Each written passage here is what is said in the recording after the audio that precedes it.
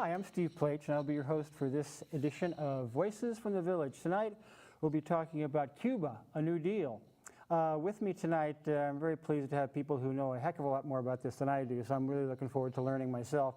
John Waller, former coordinator for the Pastors for Peace Caravan to Cuba. John, welcome. Thank you. And Nancy Abbey, of course, welcome back. A guest many times, People's Democratic Club, Santa Cruz Cuba Caravans, and USA Cuba Sister Cities.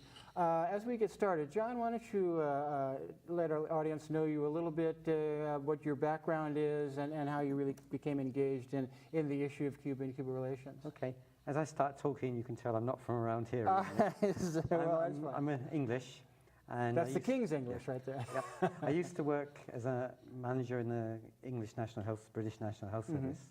And that got me first interested in Cuba because of the impressive achievements of Cuba's healthcare system, which was similar-ish to Britain's, but they were achieving the same or better with much less resources.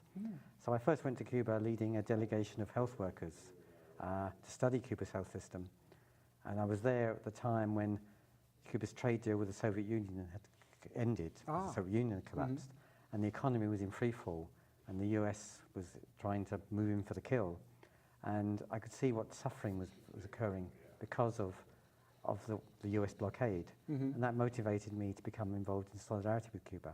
And for 10 years I was involved in England as part of one of the leaders of the Cuba Solidarity campaign there. And through that I became aware of an organization called Pastors for Peace, based in New York. Organization in the tradition of the US civil rights movement that was taking humanitarian aid to Cuba, but it was doing it without US government permission, because the US government didn't approve of that. And so they were saying, when we see a policy that we approve of and believe is against God's will, our role is to break it, is to just take aid to Cuba. So for 8 years I was the coordinator of that. Okay, wonderful. I stopped being the coordinator in 2011 and have gone back to, in the US, working as a health center manager. But through the caravan, I also met my wife, who was living in Santa Cruz. That's a so that's why I'm living in Santa Cruz. Well, good for you. Well, welcome to Santa Cruz. We're delighted to have you. And Nancy, many times a guest here with me and others on different shows. You're the president of the People's Democratic Club, doing great work there. Thank you. And just let people know a bit about your background and your initial engagement with the issue. I was raised as a socialist, and in a family where we still felt that there was a lot of promise in communism. So when the revolution happened and Fidel Castro came to the United States, I was really excited. I thought, this is fabulous, this is wonderful. And then Eisenhower wouldn't meet with him. And it made me so angry that there was nothing I could really do at that point. There was I lived way out in the sticks. I'm from Appalachia. There was really nothing I could do about it, but it always stayed with me. And so I didn't really get engaged actively in any organization or any effort around Cuba until I moved down here to Santa Cruz and retired from teaching. And I learned about an organization that we were starting here in town, Takashi Yogi, which a lot of activists in town know. Takashi Yogi and a couple other people, Ellen Farmer, started an organization just to study Cuba. We called ourselves the Cuba Study Group, which turned out to be a very bad name because there's a right-wing Cuba Study Group in New Jersey that's very much anti-Castro. But anyway, we were the Cuba Study Group. Interesting. Right. And we did a lot of work studying ourselves, but putting on films and events for the community. And then we learned about the US-Cuba Sister Cities. And I'll talk a little bit about that later. Please. And I became involved in that. I was a national treasurer for a while. And then when Bush came into office and we were no longer allowed to travel as sister cities to Cuba, I withdrew from that, and at that time learned about the Pastors for Peace. And so with the help of some other people, we formed a contingent of the Pastors for Wow. Peace caravan here in Santa Cruz. That's a rich history of engaging with that. So as we start the subject here, and the topic is Cuba A New Deal, question mark. Let me read something from our president. In December, President Obama announced the United States is taking steps to restore full diplomacy with Cuba, a historic move that will end 50 years of frozen relations with the communist nation. He said, "I believe we can do more to support the Cuban people and our values through engagement." Mr. Obama said, "These 50 years have shown that isolation has not worked. It's time for a new approach." So, John, after 50 years of blockade, why has the administration changed its policy about Cuba? Okay, before answering that, let's look back a bit at history. Nancy was saying how she welcomed Fidel Castro coming to the United States, and President Eisenhower didn't. And in the first, for 2 years under Eisenhower and then Kennedy, the aim was to overthrow the Cuban Revolution by force, by assassination attempts on Fidel Castro and other leaders. Of course. And then the invasion, supporting Cuban American exiles, the Bay of Pigs, which was defeated. But in '61, they concluded from their own surveys that Fidel Castro was actually very popular in Cuba, the policies he was pursuing, and that they had to change.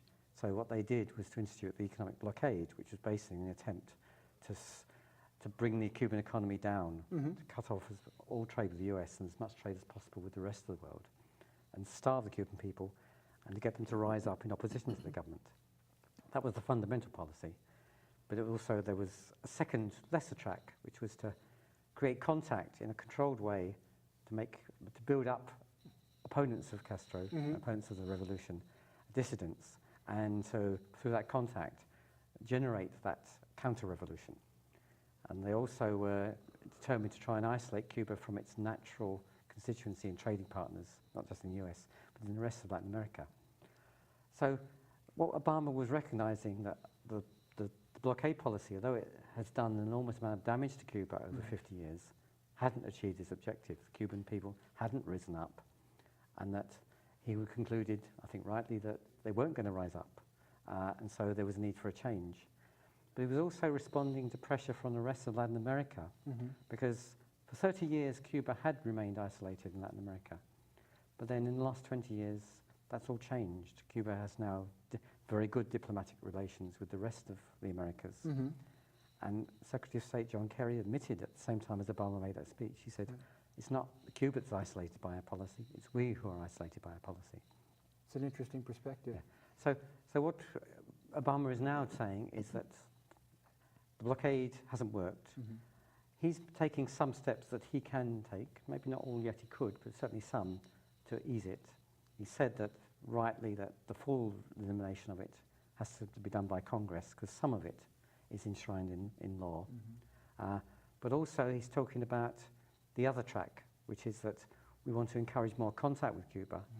But what we think and what Cubans think is that part of that approach is still to encourage the kind of contact which will create dissent and promote dissent. Right. Well, I don't think it's even that subtle. I think he has actually said that the intent or the expectation is that by more contact, the people will then see that there is a better way in capitalism, which is very ironic given that our capitalistic system isn't working very well right now. But there is also, we often say that the blockade didn't work. And yet a friend of mine, while she was living in Cuba, emailed me one time and said, you know, this blockade works. Every day of my life, every day when I get up, something impacts me from the blockade. And it discourages people. It not only hampered the government from doing some of the programs that they would like to do and to do them well, but it discouraged people because life was hard. And of course, I mean, there's another thing. And Charlie said, make sure you get across the reality of Cuba, that it isn't what people in the US know or think it is. We go down there, and most people just go to Havana, see young people without cell phones, without cameras, with all these things, and think, these poor people. And truly, the Cubans complain a lot. Right. I mean, they really, they'll complain about everything. But if you have traveled through Central America or through Mexico or any of the other islands, you see poverty. You know what poverty is, and you don't see that kind of poverty in Cuba. You see people who are well-dressed, who have health care, who have housing, but they don't have a lot of other money to spend. They don't have a lot of money to spend on other things. But they're so much better off than a great, vast number of Mexicans or people in Central America, or any of the other islands for that matter. So before we move on, I want to remind our listeners, our viewers, that this is a live call-in show. You can reach us at 425-8848, 425-8848, extension 30, and ask either of our panelists a question. One of the things I think that people are aware of, even if they have even just a passing understanding of the Cuban blockade or our lack of relationship with them, is the travel restrictions. And there have been long-standing travel restrictions, very well known. What has changed in the area of travel restrictions now? Okay, just again to start with a bit of history. Yes, for many years, Cuba has been unique in the world in that it's the only country which the US citizens were not allowed to travel to by policy of their own government, US government. There's been a bit of a difference between Republican and Democrat administrations. Republicans tended to go for a complete ban. Democrat administrations tended to go for a limited control, so that there was this system of licensing established, particularly under the Clinton administration and again under Obama, which would mean that certain people could go if they met certain criteria. So you'd have to apply for a license, and the State Department would decide whether you were approved or not. This could be for going for an educational trip, it could be going for religious purposes, it could be going as a professional journalist. For instance, Pastors of Peace, that kind of thing? It's separate. Oh, it's separate, okay. Pastors of Peace, we took a position that licensing was wrong in principle. Oh, okay. And also, what one government could grant, the other next could take it away. So everything that Clinton granted, Bush took away. So we said there should be no restrictions on US citizens going to Cuba, and no restrictions on US citizens sending humanitarian aid to Cuba. That's why we said we are going openly and publicly without a license. We were breaking a civil law, unlicensed travel to Cuba. Well, good for you. And we've done that 26 times now since 1992. Wow. So what's changing? Obama, in his first year of his presidency, brought back the licenses and brought in more or less unrestricted travel for Cuban Americans to Cuba. That was a good step, but then he stopped. Now he's extended it even more widely, so that licensing remains. You no longer still don't have a right to go to Cuba, but the system of control of the licenses has been drastically reduced. So basically, they published the criteria by which would mean you could be covered under a license. So you don't have to apply for one anymore. You just say, well, I'm going for educational purposes. This covers me. I can go to Cuba. Obviously, to go to Cuba, you've got to book a flight, and probably in the next months, the possibilities for flying direct from the US to Cuba will open up. That's in the new provisions. The airlines have to make it happen, right? And they've got to see that it's going to be profitable. But probably that's going to open up. But those airlines will still have to. You will have to sign something saying that I'm covered by this specification of the licensing policy, and the airlines for 5 years will have to keep your names, addresses, phone numbers, etc. Probably nothing will happen. Right.